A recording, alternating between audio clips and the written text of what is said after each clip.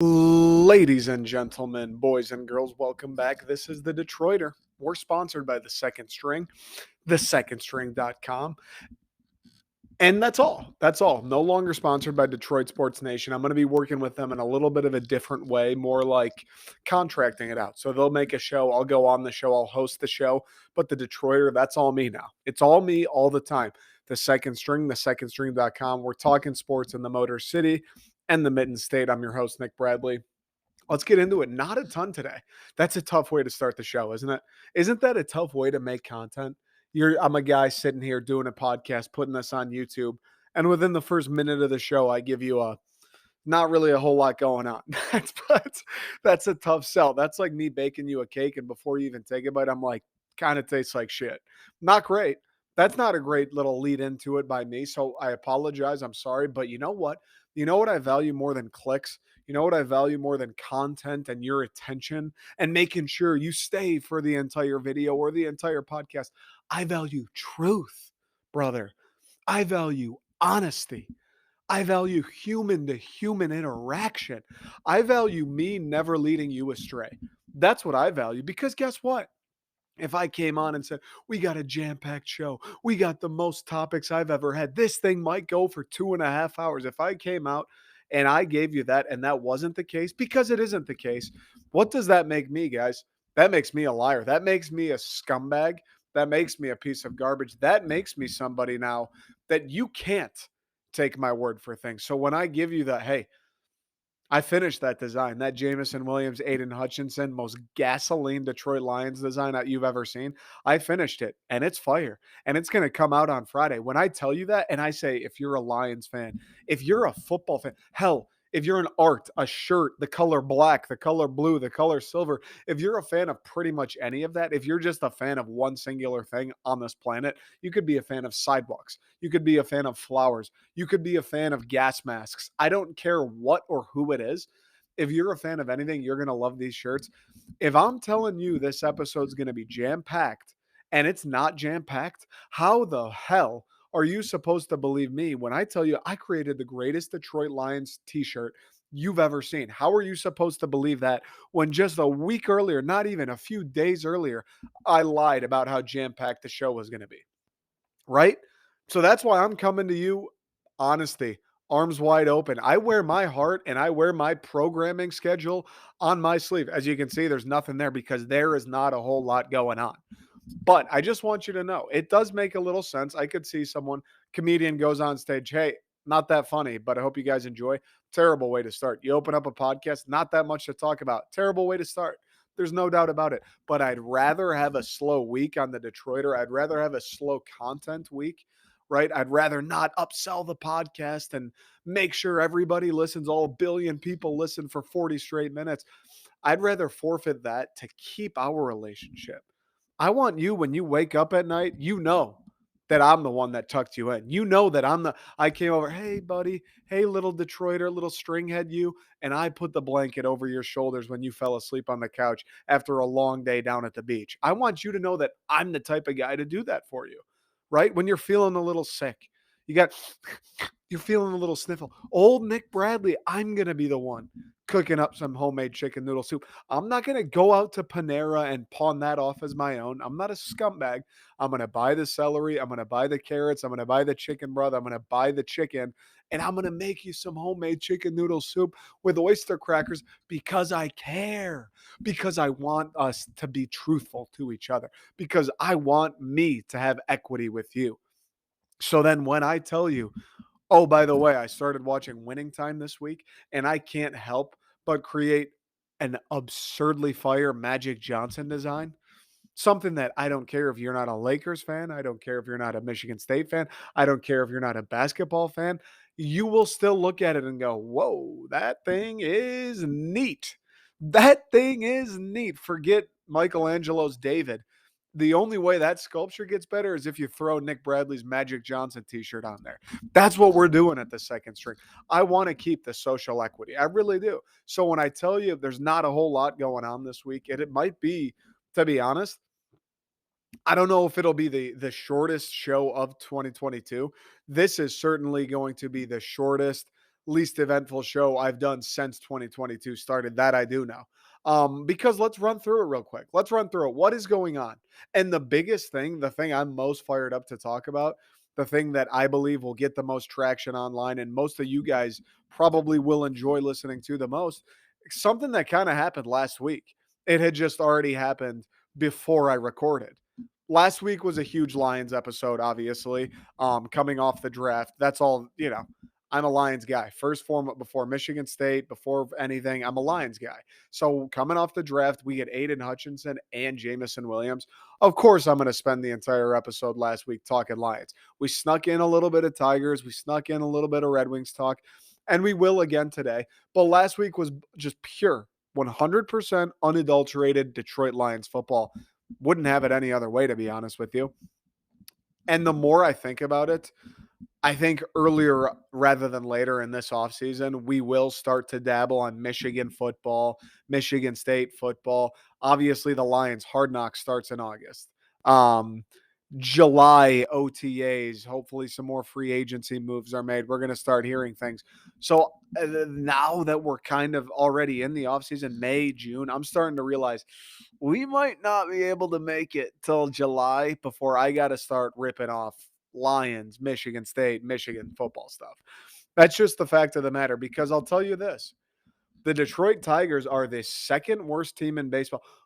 The Cincinnati Reds are pathetically bad, like mind-blowingly bad. Like they're going to go to the Hall of Fame for being dog shit levels of bad. And the Detroit Tigers are right behind them. Don't leave us behind, Cincinnati. You're going to the basement. We were feeling a little warm up here too. Let us come with you. Don't leave us behind. We want to dive headfirst into the well too, Cincinnati. I mean, it's pathetic what the Detroit Tigers have done this year. They're 9-20. They're playing right now, actually, against the Oakland Athletics, losing 6-0 because what the fuck else would they be doing? Winning? Do you think the Tigers would be winning? What kind of world? You think Santa Claus is going to walk through your front door with that pony you asked for when you were 9? Come on now. Come on. Of course they're losing. They're 9-20 on the verge of 9-21. I understand it's only 30 games, 30 of 162 off the top of my head, like 13% of the season, something like that. It's not a huge fraction. Yeah, there's sure enough time to turn it around. Do I think they will? No. Do I want to see if they will? Nope. Am I excited? Even if they do? Like wake me up if they hit the 500 mark. Honest to God. That's how it's pathetic. And it's just it's a built up, it's like a residual frustration with not only the Tigers, but really every team in the city, every rebuild in the city. I was texting my buddy today. Like honestly, how do you have all four teams since what 2015? Every team in Detroit has been the worst team in their respective league. Aggregate for sure the worst. Maybe one year they were the third worst, the other year they were the second worst, whatever. They've been terrible the last 7, 8 years. How are they all in the exact same spot they were in 8 years ago, dude? How have none of them, like, I'm not asking for much. I'm not asking for a championship. I'm not asking to win playoff series. I'm not even asking to win one playoff series. I'm just asking, like, I don't know, they were maybe going to make the playoffs with a month left in the season. We haven't gotten there with one of the teams, and it's been 7, 8 years now. How is it that all four of them can fail to that extent for that long? Like, I honestly don't understand. I know football's hard, baseball's hard, basketball's hard, hockey's hard. I get it. Rebuilds take time, they take patience. I get it. 7 or 8 years, that feels like enough patience. Again, not to really win anything, but to at least I don't know, keep me interested for an entire season. 7 to 8 years, that feels like an adequate period of time to get to the point where with a month left, it's like, oh, they may do something. They may make the playoffs. Not 2 months out. Oh no, they're done.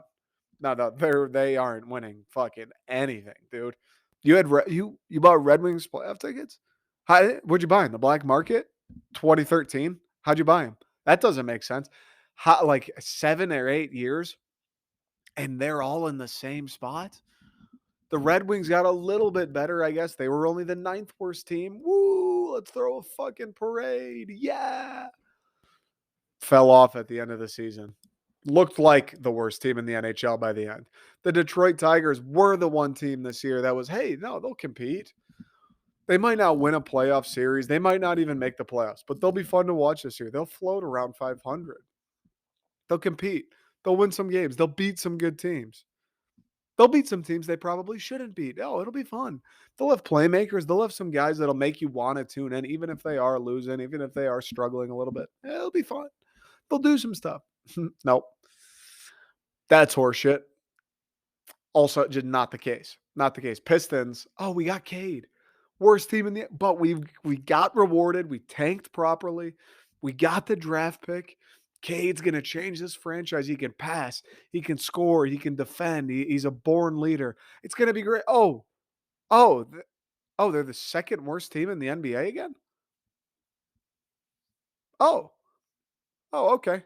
And granted, that I didn't expect Cade Cunningham to play one season in Detroit and take us to the promised land. No, but the Pistons have been irrelevant since 2009, 2010.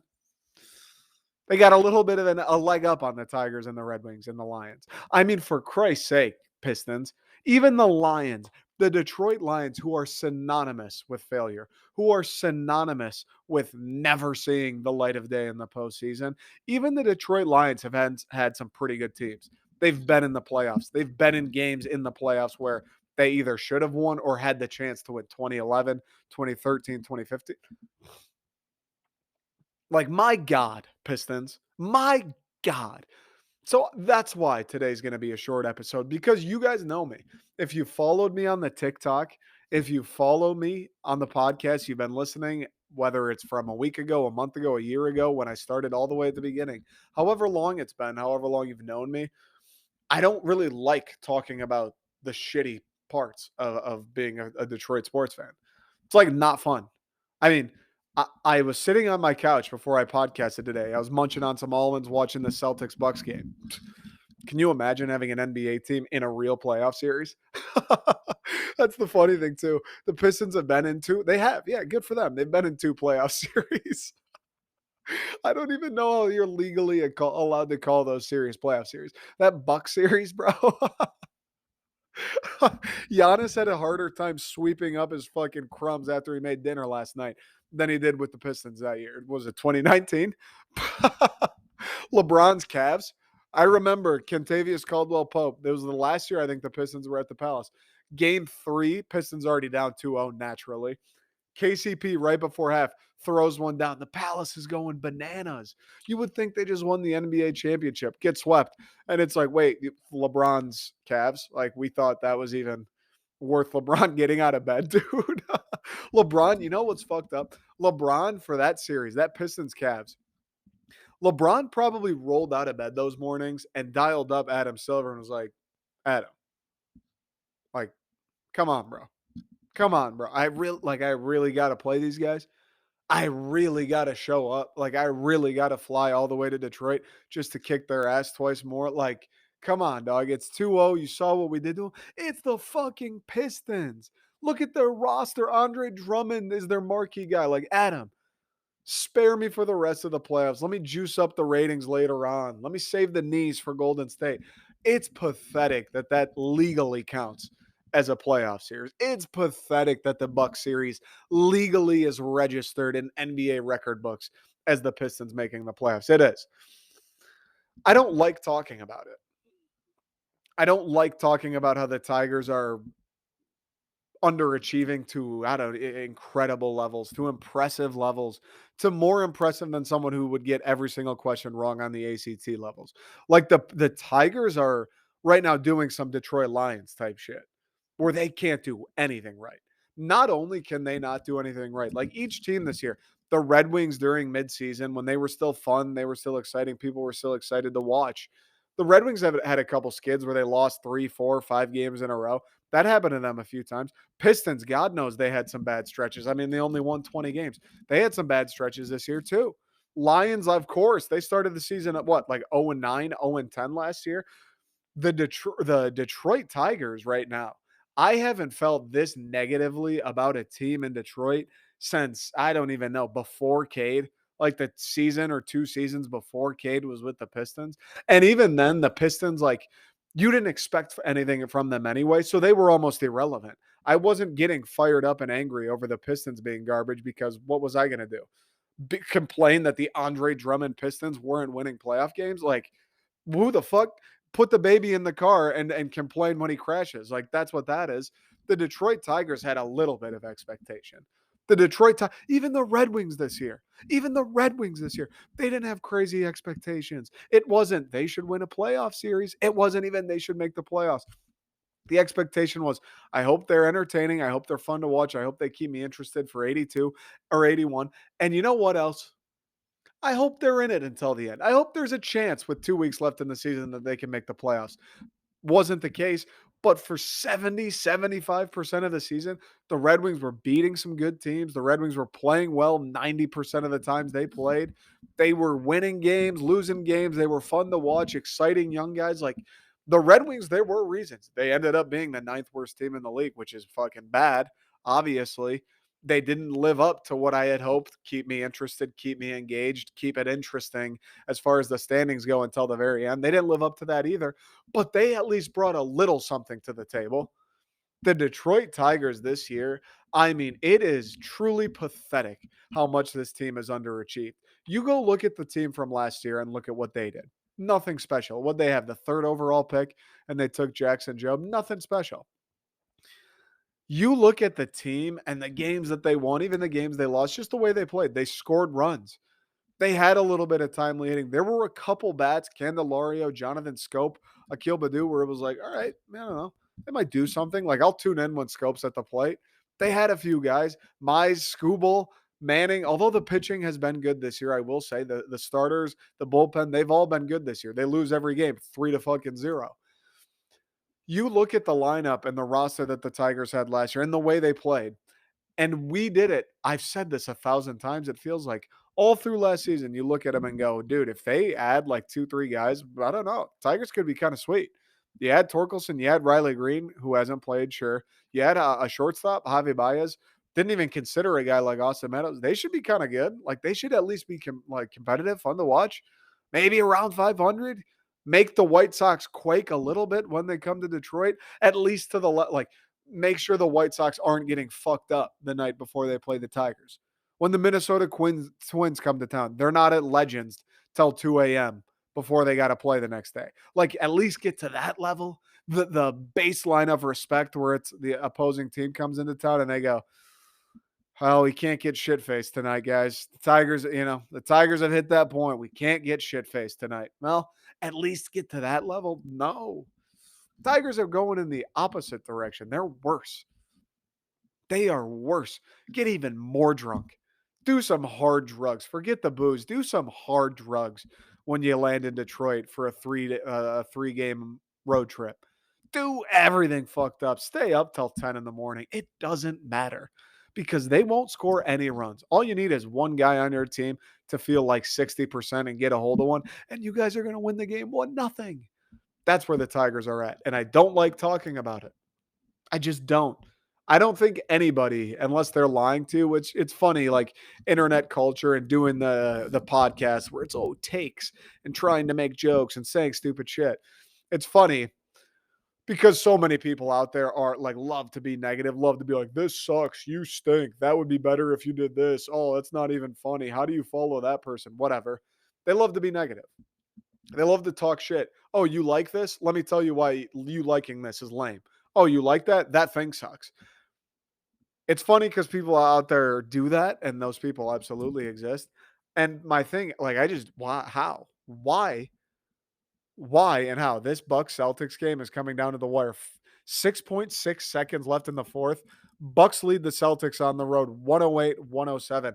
I'll tell you what, when I started this episode like 20 minutes ago, Celtics were up like 12. So this has been an epic collapse for the Boston Celtics. And the crazier part, that entire fourth quarter, it felt like everything was going Boston's way. Jaylen Brown, step back in your face. Peyton Pritchard looked like Dirk Nowitzki from the free throw line. Jason Tatum putting Connaughton on rollerblades and then flushing one down the toilet. Bigger than that turd I took at 9 a.m. this morning. Bang. And now they're about to lose. This series has been gas. I think the winner of this series for sure wins the East. potentially the finals. I mean, Giannis is a freak. Like, he's standing next to the referee right now. This guy is a freak of nature. Where the hell did he come from? How are you 7 feet tall, fucking jacked, and you move like a reindeer, bro? You not a reindeer, you move like Rudolph, brother. How does that happen? Where the fuck did you come from? I played high school football. I bench pressed more than 3 out of my 5 offensive linemen. Look at me. I'm the most average looking guy on the planet Earth. This dude is 7 feet tall and moves like he's wearing ice skates, except the twist is he skates like Connor McDavid. Where the hell, what cave, dude, what swamp did they pull this guy out of? It's unbelievable. Update on the Celtics game. I might just live record this because I don't have shit to talk about Detroit wise. Inbounded it, fouled Connaughton going to the line, shooting 2. 5.9 on the clock. The first one is up. And it's in for Connaughton. 2-point lead now for the Bucks. 5.9 seconds remaining. Mike Budenholzer, you got to feel good about this comeback. I don't know what he said at the 8-minute timeout. I don't know where they take TV timeouts in the NBA. I'm just fucking around. All right, Connaughton, second shot on the way. Got it. 3-point lead for the Milwaukee Bucks. 5.9 seconds remaining. The Celtics are out of timeouts. The inbound. Right back to Jaylen Brown. He dribbles across half court. Here comes the triple, and it's stolen. Jrue Holiday steals it, and that's going to be all. The Bucks take the 3-2 series lead. 110-107. Milwaukee wins it in a stunner at the Garden in Boston, Massachusetts. You could suck the air out of that room. No, you couldn't. That was a bad analogy because there's no air in this room to be sucked. This crowd looks depressed. The crowd at TD Garden looks depressed.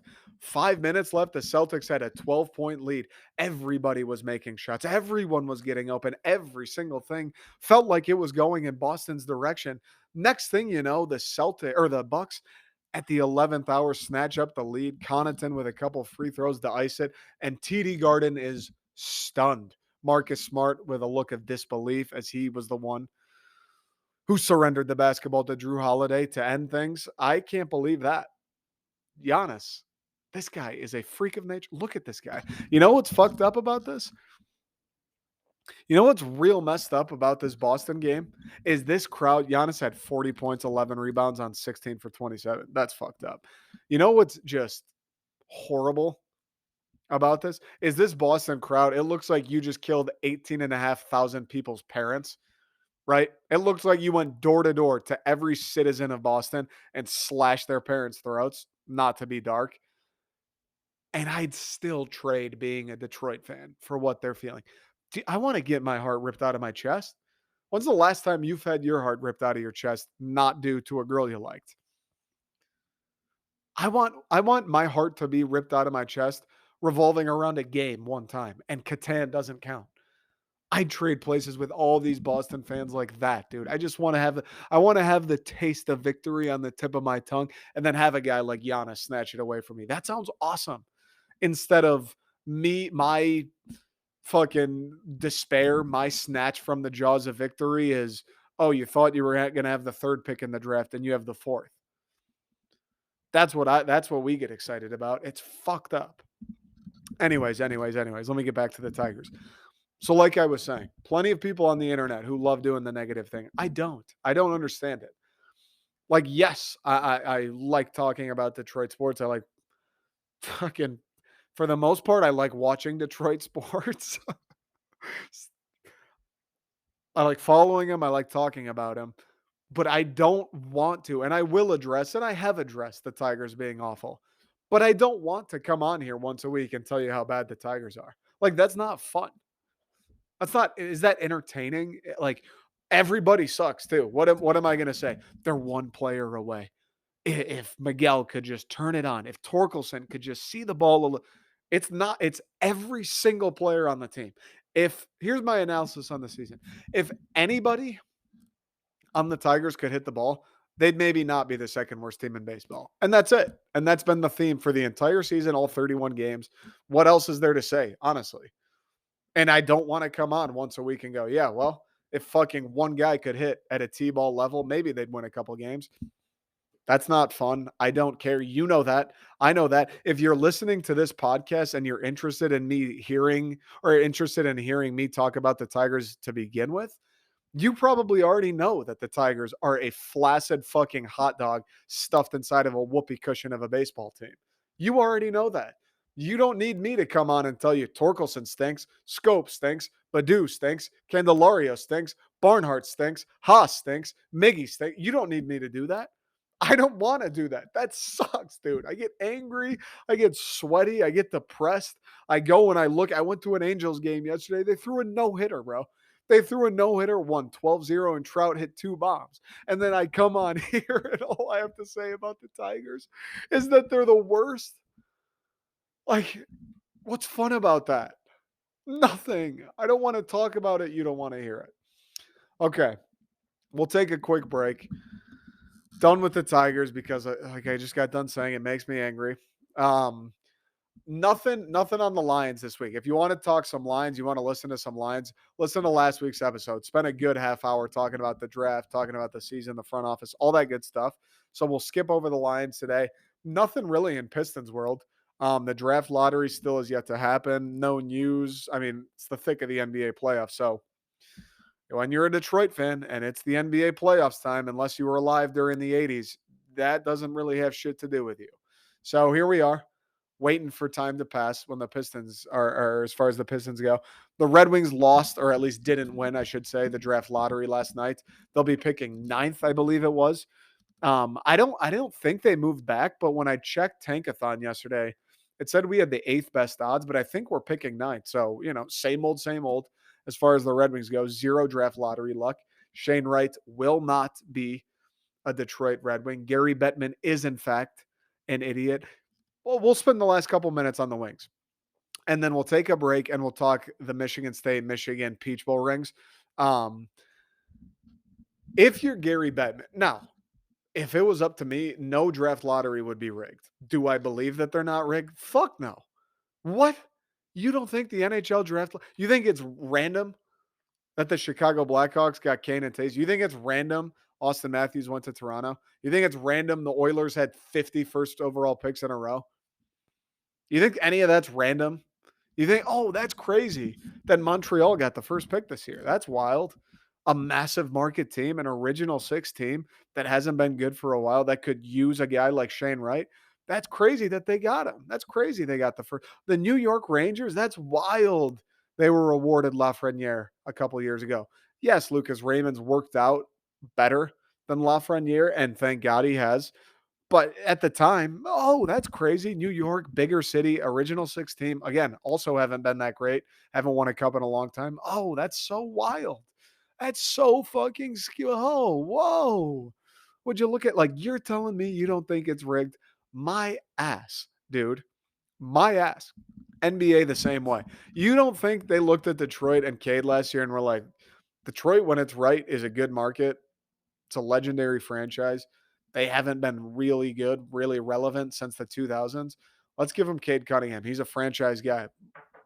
Yep, that's on me. Got interrupted. Somebody knocked on my door. They actually dropped off a package. So kind of, a little bit of a trade-off. I got a package, but they interrupted me when I was in a nice flow of things. Sorry about that, right? Perks of not working for Dave Portnoy and Barstool Sports yet, but we'll get there. We'll have the nice studio. Won't have Amazon Prime guys knocking on my fucking door when I'm ranting about Cade Cunningham soon enough. Anyways, as I was saying, you don't think the NBA a little bit when the Stones got Cade was they were like, let's like fucking bring back Detroit a little bit. Like, let's throw the Pistons a bone. It's better when the Pistons are good. You really don't think that happened? Come on. Come on. I wish none of it was rigged. I wish there was a way to know, but there isn't a way to know because they don't show you the ping pong balls. And so for that reason, I definitely think it's rigged. With that said, how have the Detroit Red Wings, like, I get the Red Wings are the cream of the crop of the NHL. I understand for 25 years we were the single most dominant force in the league. I get it. I understand everybody hates us unless you're a Red Wings fan. I understand that. I get it. I appreciate that. I'm happy about that because nobody likes you unless they kick your ass every time they play you. But it's been 7 years. It's been 8 years. How many draft lotteries have we been in now? And we've never moved up one time, not even a spot. I'm not asking you to go from 8-1 every single year. I'm not asking you to go from 3-1 every single year, but it'd be nice. if when we had the first overall pick not dropping to fourth, it'd be nice if we have the eighth overall slot moving up to pick like fifth. That'd be nice one time to accelerate the rebuild by like 2%. That'd be once.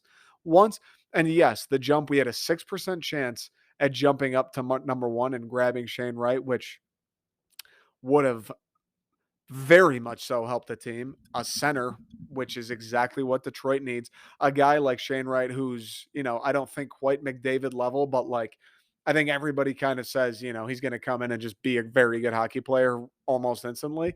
Could use that for sure. Had like 100 something points in 70 games. Yeah, yep. That'd be fine in the winged wheel. Don't move up. If it is rigged and you're Gary Bettman, why have the Detroit Red Wings never caught a bone?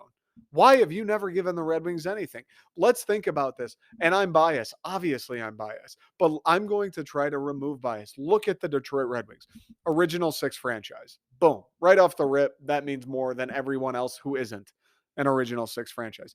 Two, you know that when it's right in Detroit, it's fucking right in Detroit. The place is called Hockey Town, for God's sakes. How many nights in a row was Joe Louis Arena sold out? I remember watching those games with my dad and Ken Daniels going, the 192nd straight sellout at the Joe. Like multiple seasons worth of sellouts at the Joe. Every single time they play, sold out. How many national broadcasts were there?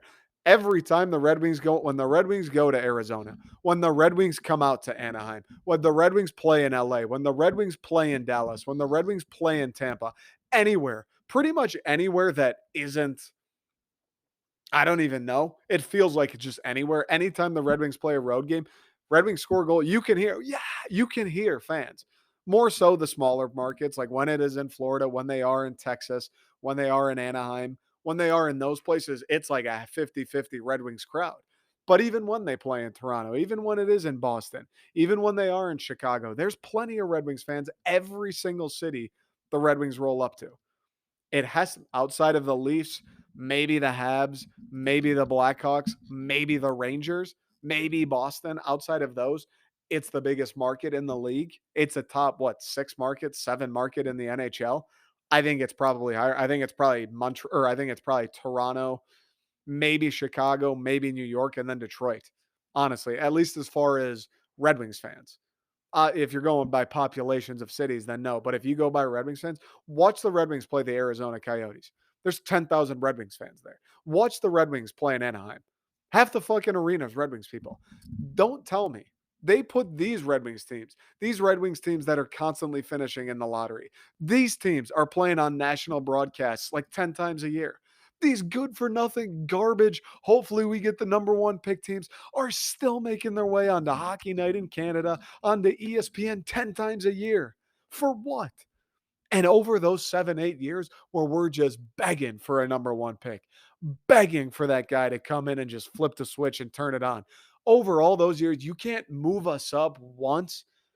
You can't throw us one bone, Gary Bettman. Like, make that make financial sense. Because you can't convince me that the playoffs would have more viewers or wouldn't have more viewers if the Red Wings were there. You can't tell me that there wouldn't be more hype around whatever series they were in if it was the Red Wings for any team outside of Toronto. You can't tell me. Imagine it was Toronto Detroit instead of Toronto Tampa. That'd be the biggest series the NHL's seen in 20 years. Imagine. Imagine that.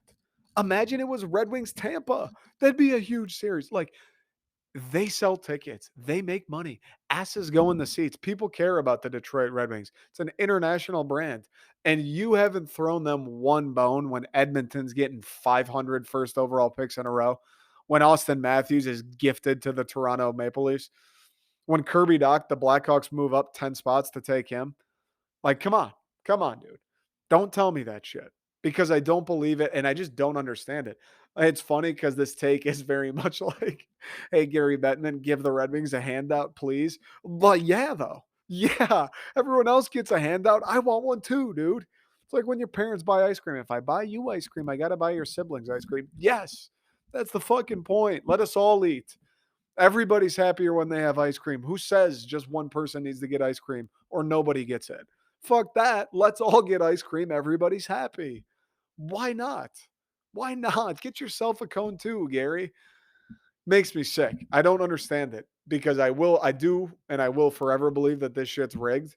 And how do you go this entire time frame of Red Wings hockey and not put them in not one time put them in a position where it's like, all right, this will juice the rebuild. All right, Shane Wright's a guy who's gonna instantly make the Red Wings better, instantly make them a more sellable product, and instantly put more asses in the seats, draw more eyes to the Red Wings. You know that's a fact. Can't throw one fucking bone. Couldn't have done it last year or the year before that or the year before that or the year before that or the year before that. Not once. I just don't understand. Meanwhile, Toronto, here you go. Montreal, here you go.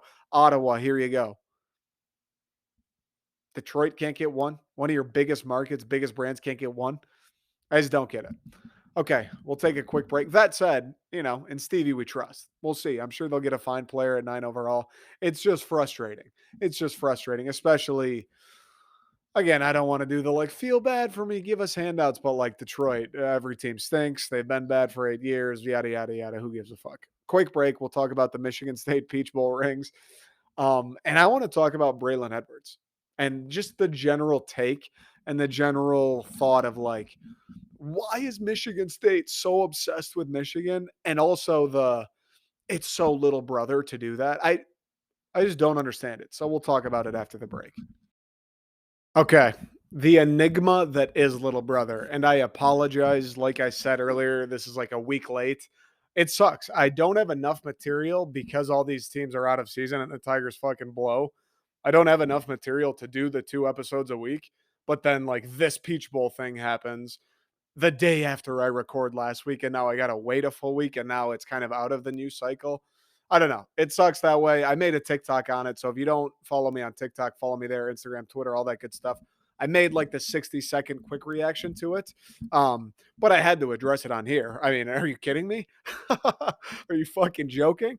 Half my following, half the reason I have any clout, if that's what you want to call it, on TikTok is because of my Michigan State lineage and how much I love MSU football and talking about it. So of course I got to talk about it on here. Michigan State last week gets their Peach Bowl rings in. Yes, they beat Pitt 11-2. They, shit ton of diamonds on it. It's sparkly, it's shiny, it looks sweet. And on one of the sides, it says 37-33. Keep chopping. And there's one of the little axes on it. Now, for a little background, they give the axes out to the players. Every time you beat Michigan, you get an axe. Darian Harris, one of the coaches, he's got a necklace of them. And that thing's loaded because guess what? He's beaten Michigan quite a few times, both as a player and as a coach. I love him. I love the axe things. I want some of my own. Unfortunately, I've burned up all of my eligibility. And two, not that I couldn't take Peyton Thorne's job. It's rather I choose not to. I choose to keep my shoulder in good shape. I don't want to throw it out now that I'm getting up there in age and all that good stuff. So they put 37-33, the Michigan score, obviously, on the side of their rings. And of course, they post them to Twitter. Everybody loses their mind. It's friendly fire. There's Michigan State fans going, this is lame. Of course, there's Michigan fans going, that is so little brother. Ha ha ha. Imagine your Peach Bowl rings having the Michigan score on it. Michigan State is so obsessed with Michigan. Even in their Peach Bowl rings, they can't stop thinking about Michigan. Oh my God, little brother, little brother. Okay. First things first, I want to address I understand the people that are like, that's lame. I understand it. I get where you're coming from. It's a Peach Bowl ring. It's for the game you played against Pitt. Why is the Michigan score on there? I understand. I get it. That makes complete sense. I understand that. I understand like the confusion or like that's why would you do that? That's weird. I do. I really do. But at a certain point, like it is the Peach Bowl ring. At a certain point, when you're celebrating the 11-2, it kind of becomes or not a Super Bowl.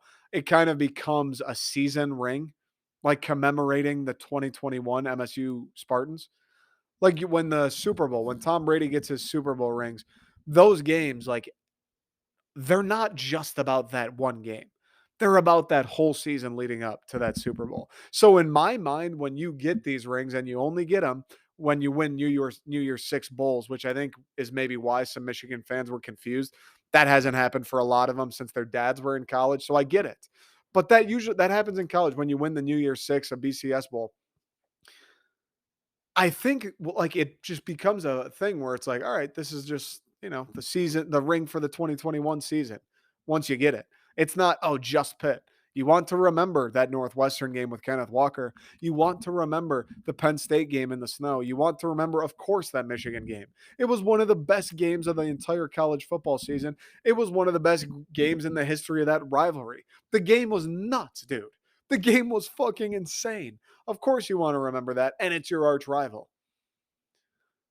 I think it becomes about the season. And then you could say, okay, so why the Michigan score? Why not one of the other scores? Why not the Purdue score or the Ohio State score? It's Michigan. It's your arch rival. You take more pride in beating them, of course. The thing the thing that drives me nuts about this, because like I said, I get it. I get the like that's weird. It's for the Pit. I get it. I do think it kind of becomes a season ring, and people are like, "Is it a season ring? Then why is it the Peach Bowl ring, dude?" Because you don't get rings given to you because you played a football season. You get rings given to you if you win the Peach Bowl, if you win the Rose Bowl, the Orange Bowl, the Fiesta Bowl, etc. That's when you get the rings, bro. You don't just get them for completing a fucking season. Michigan again. You should know that. Here's my issue is when everybody gives it the that's so little brother. That's so pathetic. Their Peach Bowl rings, they put Michigan's game on there. Their 11-2 season and they have the Michigan score on there. Like they're so obsessed with Michigan. Okay. In Michigan's defense, yes, the game didn't ultimately ended up mattering. You beat Ohio State, you won the Big Ten, best season you've had in 20 years, and you still didn't beat Michigan State. How funny is that? Best season you've had since what, 2001, 2004, something like that, and you still didn't beat Michigan State. Ouch, that's got to sting at night. As much as you say it doesn't, all the people that were leaving those comments, all the people dropping the little brother, all the people, I'm sleeping just fine knowing we won the Big Ten. Are you sleeping just fine if you just went out of your way to make a comment or to shit talk the rings that don't bother you? Do they really not bother you if you're taking the time out of your day to talk about them? Do they really not bother you? Are you sure about that? Because I don't believe you. And I don't think you believe you. I think for like 95% of Michigan fans, as awesome as this season was, and more like all the power to Michigan fans, the season was fucking electric. You won the Big Ten, you beat Ohio State. As great as the season was, I think a lot of Michigan fans are still like, that sucks that the one loss is to Michigan State. You would rather lose to pretty much anyone else on the schedule outside of Ohio State. And that's a fact. So when people go, "Oh, it doesn't bother me. I slept just fine going 12-1 with the Big 10." Did you though? Cuz it seems like it's bothering you if you're talking about it. Braylon Edwards. Braylon Edwards. When you're talking about why is Michigan State so obsessed with Michigan? They need to figure out their own program. Does it really not bother you? Because you seem super bothered. Every single clip I've seen of Braylon Edwards, not only talking about the rings, talking about anything MSU, you seem so bothered, bro. You seem angry. You look like how I feel when I talk about the Tigers being the worst team in baseball. That's how you look when you talk about MSU, but the words come out of your mouth are, I don't care. It doesn't matter. I admit it, dude. The Tigers bother me. The Tigers fucking piss me off. But when you give the body language and you sound like I do, but then you say they don't bother me, it's okay. It's okay. Look, Michigan bothers me. I don't like Michigan football. I would prefer if they lost every single game they played from today until the day I die. I would prefer that. They're going to win games. They're probably going to win more Big Tens. They're probably going to beat Michigan State. They're probably going to beat Ohio State. Yeah, okay, fine. And when they do, I'll give them credit and we'll talk about it. Like I've said, great season. You beat Ohio State, Big Ten. I would trade Michigan State season with yours, Michigan fans. Absolutely. Give me the Big Ten, bro. That's all I care about. But, but, but don't give me the it doesn't bother me when you're talking about it horseshit. Bro, if you're like making jokes about it or doing the whole little brother thing, obviously it kind of bothers you because you felt the need to say something. Obviously, it does. That's just a fact. But here's the thing that I really don't understand. I get the it's weird. Oh, it's a little corny, the Michigan thing. Sure, fine. Maybe it is a little bit. But isn't that the entire point of rivalries? Like, I don't see anybody say this on the internet. And there were even Michigan State fans who were like, "Ah, it's kind of corny. We put the Michigan State score on there." Like, each school, each fan base wants to pretend so hard that they don't care about the other, when in reality, that's all they care about. Like, Michigan fans want to act so hard, like, "Oh, dude, Michigan State, they're like barely even our rival. Like, we don't think about them. Who cares?" Michigan State fans want to act like, "Oh, yep, beat Michigan. What else is new?" When all either of us care about is kicking the other one's ass. I don't get why nobody wants to admit it. I want to beat Michigan. I care a lot about beating Michigan. I feel like that should be said normally out loud. Michigan fans, I think you should probably feel the same way. You should probably hate me. Well, don't hate me because I'm a nice guy, but hate Michigan State. You should want to kick MSU's ass every time you play. And you should say it. Yes, I would like to always beat MSU forever because I hate them. Why do you feel the need to go, "Oh, Michigan State, Indiana, same deal." That when it's not. You're not beefing with Indiana over what they put on their rings. You're not beefing with Indiana over their recruiting class. You're not beefing with Indiana over their new head coach. Like, it's not the same. You do care more about Michigan State, but that's fine. That's the way it should be. That's the entire point of rivalries. So that's what I really don't understand about it. Is like everybody's trying to look down on it. Everybody wants to look down on, "Oh, they put the score from the Michigan game." Michigan State fans too. "Oh, that's lame. We put the score of the Michigan game on there. That's fucking lame." Why? We get to rub it in their face, bro.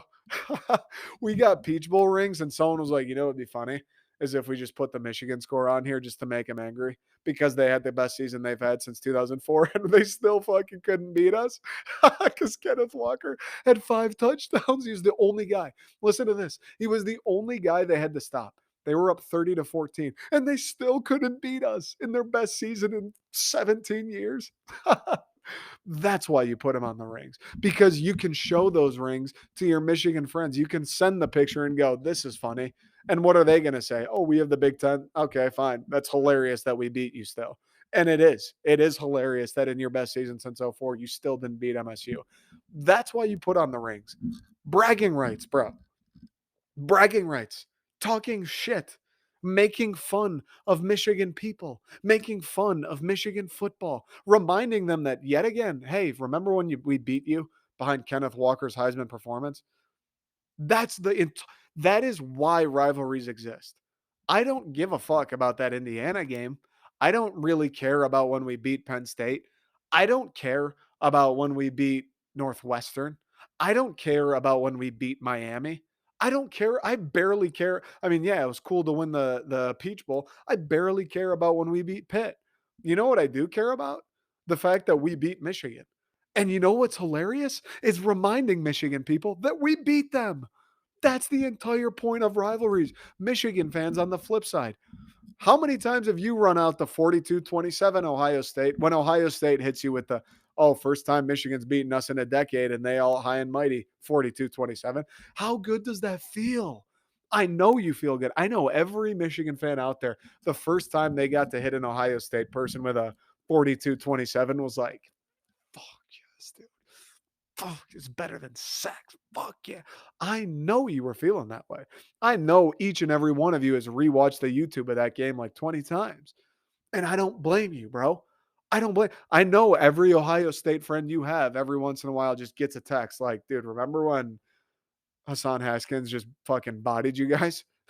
I know you're all doing it. And guess what? I don't blame you. I actually commend you. I applaud you, because that is why Michigan Ohio State is fun. That's why Michigan State is fun, because everybody affiliated with the rivalry in that game cares way more about it than any other game on the schedule. That's just a fact.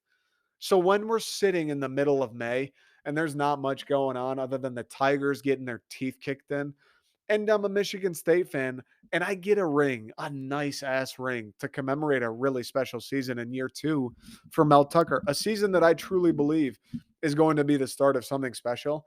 Yeah, I want to throw on that score from the Michigan game that I'll never forget.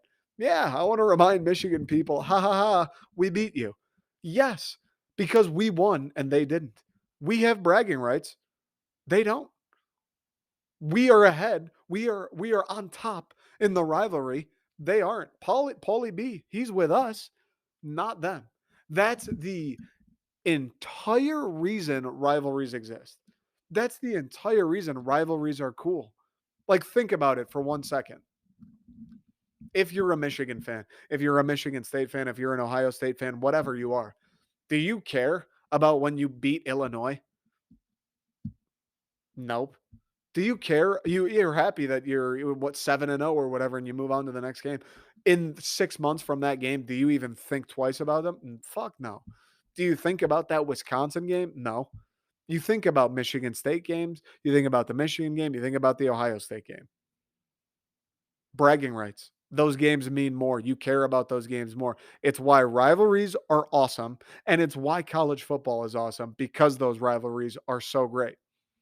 So when people say, oh, that's corny, or why would you do that? You know why we would do it? Because we beat Michigan. I don't like Michigan. I love reminding Michigan that we beat them when we do. So fuck it. Let's throw it on the rings. That's why. And to address the little brother people or Michigan State so obsessed with Michigan, all they care about Braylon Edwards. This is his shtick. Braylon Edwards, more than anybody on the planet, loves this shtick. And I think a lot of Michigan people do. And again, don't understand it, but Braylon Edwards loves we're their Super Bowl. After Michigan State plays Michigan, they don't care about anything. Michigan State they're not concerned with competing on the national level. They just want to beat Michigan. Braylon, you do realize Michigan State went to the college football playoff 6 years before Michigan did, right? Braylon? He said that. Michigan State's not concerned with competing on the national level. Michigan State had the season that Michigan had this year 6 years ago. Braylon. So what the fuck are you talking about? One. And two, the Michigan State's obsessed with us. Michigan State's obsessed with us. Oh, okay. You're our arch rival. Yeah. We want to beat you. Yeah. We fucking state, we love beating you. We're obsessed with you. Do we really want to beat you every time? Do we put more attention and focus on beating Michigan than any other team on the schedule? Sure. Do I care more about that game than any other? Yep. Am I happier when we win that game more than any other? Yep. Am I sadder when we lose that game more than any other? Yeah. That's the entire fucking point, Braylon. So what I don't get with Michigan fans, and maybe they all don't do this, but the entire Michigan State, oh, we're their Super Bowl. I don't is that the diss? Is that what makes it little brother to care about beating your arch rival? You know what I'm saying? Like is Michigan State is it little brother of Michigan State to be obsessed with beating Michigan? Like, was it little brother of Michael Jordan to be obsessed with beating the bad boys? But was it little brother of LeBron to be obsessed with beating the Golden State teams? Was it little brother of the Giants to want to beat the Patriots? Is it little brother of the Ravens to want to beat the Steelers more than anybody? Like, I don't really get it. I don't really understand that diss. I don't really understand oh, that's so little brother. Like, it's little brother to what? Either A, celebrate beating your arch rival by putting the score on the rings, or B, put more focus on beating your arch rival than any other team. Which one of those two is little brother? And I'm starting to get to the point with this where it's like I kind of like little brother. I kind of embrace little brother because guess what? When someone says that's so little brother, I'm like, okay, that means we beat you and that means we celebrate beating you. That sounds awesome. That sounds like what I want my teams to do. I want to be little brother then. If it's little brother Braylon Edwards, if it's little brother of Michigan State to be obsessed with beating Michigan every single day, then I want to be the littlest brother. I want to be the microscopic brother. I want you to have to pull out a fucking telescope to see us, brother. That's what I want. If that's what that means, if it's little brother to celebrate beating your arch rival, to celebrate beating Michigan. I want to be amoeba brother, dog. I want to be viral infection brother. Like, I want to be the eensy teensy tiniest brother, if that's what that means. I do. And what's funny about it all is MSU's had so much success recently against Michigan. And it's like Michigan still pulls out the, oh, that's so little. Oh, you celebrated beating us? That's little brother. Why does Michigan seemingly take pride in not caring about Michigan State? Now, I don't know if this is true. Like, I'm sure Jim Harbaugh fucking hates MSU. And I'm sure Jim Harbaugh every week of every practice is like Michigan State, Michigan State, Michigan State. I'm sure Jim Harbaugh puts emphasis on the game because he'd be terrible at his job if he didn't. But why is it that the fan base and the people around the program like want to give the impression, oh, whatever. Oh, it's Michigan State. Oh, we don't care about Michigan State. What? We're a huge rival, dude. Why do you not? You should for sure care. You should for sure really want to beat Michigan State. You should for sure put more attention and focus on Michigan State than you do when you play fucking Maryland, bro. You for sure should. I don't understand, and I never will, honestly, why the Braylon Edwardses of the world like flex with the fact that Michigan State's obsessed with us and like we don't care about them. Bro, we beat you more than you beat us. We're obsessed with you. Like, that sounds good. You should be more obsessed with us so you don't lose as much. So Mel Tucker doesn't beat you at the big house as 24-point underdogs. Like, are you happy not caring about us and losing those games? I really don't understand. That's the thing. Now, like I said at the beginning, I understand the corny factor. Like, I get that line of thinking. I do. And for maybe there is some of that. And I would rather have Michigan season. I would rather have the Big Ten in the college football playoff. But don't come at me with the you're so obsessed. Why are you putting the Michigan score? That's so little brother. It's little brother to celebrate. It's little brother to want to beat Michigan more than anyone else. It's little brother to rub it in your face again because we can. That's why rivalries exist. It's the entire point of rivalries. It's why Michigan fans were so geeked to beat Ohio State. It's why Michigan fans are geeked when you beat Michigan State. It's the fucking point of rivalries. It's why college football rules. It's why rivalries rule. It's bragging rights, dude. It's bragging rights. I don't think a bragging rights little brother. So if you win, if you beat your rival, that's little brother. I'll never understand it. I never will. Can't wait to see next year's Big Ten championship score on there, and the Michigan score on there, and the Ohio State score on there, and the national championship score on there. Oh, can't wait. All right, folks, that's all I got today. Went a little longer than I thought I would. We'll be back on this feed next week. Check out the store. The Second String Friday, I'm going to put the new Lions, Jameson Williams, Aiden Hutchinson shirts up. So check that out. Subscribe to the YouTube, the Second String, Spotify, Apple, wherever. You know the drill. Subscribe, follow, all that good stuff. Rate 5 stars, 6 stars if you can. Maybe send a note, bouquet of flowers to the Spotify execs. Ask them, hey, can we get a 6-star for my buddy Nick? Would be much appreciated. I appreciate all the support, all the listeners, all the messages, everyone who follows on social. The people who message are the actual goats. I get like very positive messages. It's awesome. Makes me feel good. It's nice. It's nice to read. Picks me up sometimes and I'm like, fuck, this isn't growing. And then I get a message. I'm like, all right, cool. I'll keep doing it. And again, anyone who buys the shirts, check those out. So that's all I got. Appreciate everything. I'll talk to you guys next week.